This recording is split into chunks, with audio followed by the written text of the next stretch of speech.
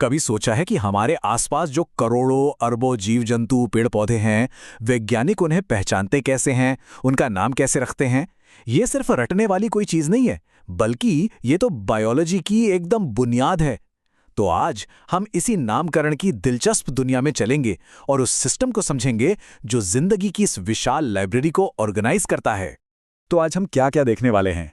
शुरुआत करेंगे नामों की उलझन से, फिर मिलेंगे उस जीनियस से जिसने इस उलझन का एक शानदार हल निकाला। इसके बाद हम पौधों और जानवरों के नाम रखने की अलग अलग रूल बुक्स को खंगालेंगे और हाँ, आखिर में वो ज़रूरी फ़र्क देखेंगे जो अक्सर एग्जाम्स में पूछ लिए जाते हैं। तो चलिए शुरू करते हैं। जरा सोचिए, आप एक ऐसी लाइब्रेरी में हैं जहां लाखों किताबें हैं, लेकिन किसी पर भी कोई नाम नहीं लिखा है। कुछ ऐसी ही है हमारी पृथ्वी पर जीवन की कहानी, अद्भुत मगर थोड़ी उलझी हुई। और वैज्ञानिकों के सामने यही चैलेंज था। अब तक वैज्ञानिक करीब 18 लाख प्रजातियों को खोजकर उनका नाम रख चुके हैं, 1.8 मिलियन। और मजे की बात यह है कि ये तो बस शुरुआत है। अभी भी न जाने कितनी लाखों प्रजातियां खोजी जानी बाकी हैं। अब इतने बड़े नंबर को देखकर तो समझ ही गए होंगे कि एक सिस्टम की जरूरत क्यों है। तो सबसे बड़ा सवाल यही उठता है, भाई इतनी सारी स्पीशीज हैं, तो वैज्ञानिक आपस में बिना किसी कंफ्यूजन के बात कैसे करते हैं? उन्हें एक ऐसी कॉमन भाषा चाहिए थी, एक यूनिवर्सल लैंग्वेज जो हर देश, हर लैब में हर साइंटिस्ट समझ सके। सारी समस्या की जड़ है ये लोकल नाम।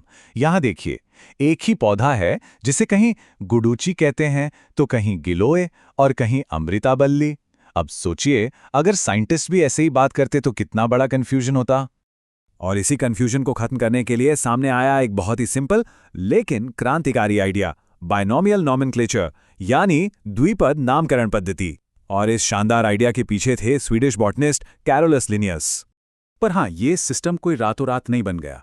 इसे बनने में करीब 150 साल लगे।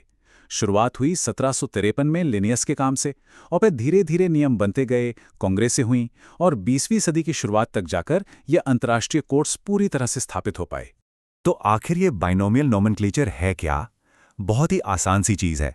हर प्रजाति को 2 शब्दों का एक यूनिक साइंटिफिक नाम दिया जाता है जो लैटिन भाषा से लिया गया हो।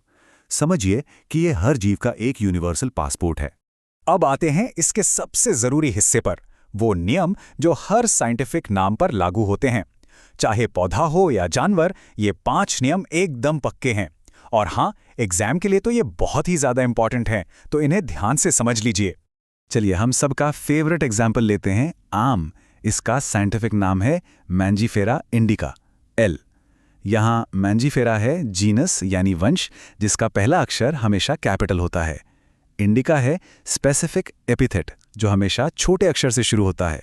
और आखिर में ये जो एल लिखा है, ये लिनियस के लिए है, जिन्होंने सबसे पहले इसका नाम रखा था। ओके, तो बेसिक नियम तो हम समझ गए। अब देखते हैं कि पौधों की दुनिया के लिए क्या खास नियम कानून हैं।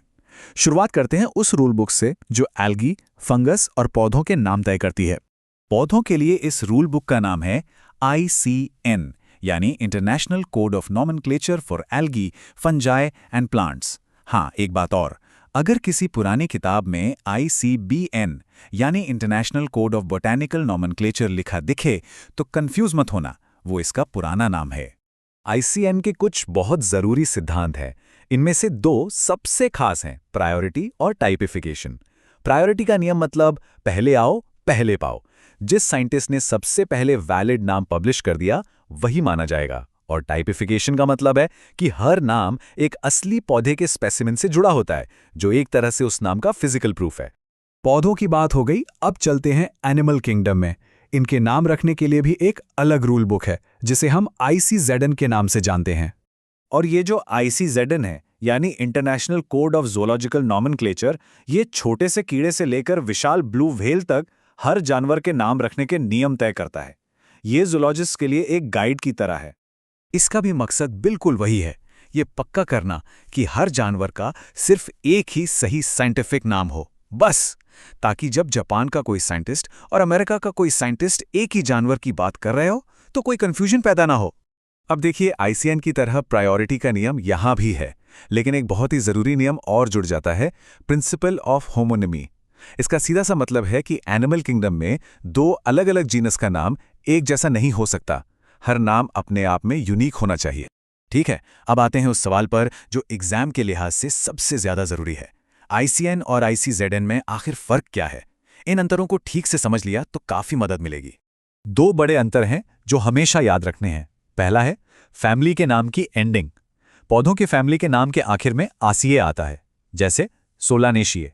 वहीं जानवरों के फैमिली के नाम के आखिर में आइडे आता है, जैसे फेलिडाए। दूसरा बड़ा फर्क है इनकी स्टार्टिंग डेट का। पौधों के लिए 1753 और जानवरों के लिए 1758। ये दो फैक्ट्स जरूर याद रखिएगा। चलिए अब इसे कुछ एग्जाम्पल्स से पक्का कर लेते हैं। आम की फैमिली है एनाकार्डियस से और गेहूं की है पोएस से।